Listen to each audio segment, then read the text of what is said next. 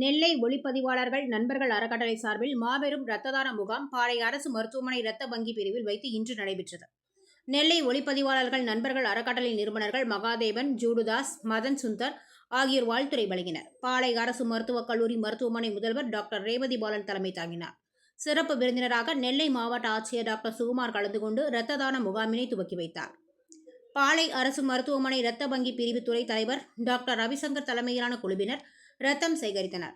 இந்த நிகழ்ச்சியில் மருத்துவ கண்காணிப்பாளர் டாக்டர் பாலசுப்ரமணியன், சிறுநீரகவியல் துறை தலைவர் டாக்டர் ராமசுப்ரமணியன், நெல்லை ஒளிப்பதிவாளர்கள் மற்றும் நண்பர்கள் அறக்கட்டளை முன்னாள் மாநில இணை செயலாளர் ராஜ்பால், முன்னாள் மாநில தலைவர் சங்கர திருநாவுக்கரசு, மூத்த புகைப்பட கலைஞர்கள் ஆரோக்கியராஜ், ஐசக் பாண்டியன் உட்பட பலர் கலந்து கொண்டனர்.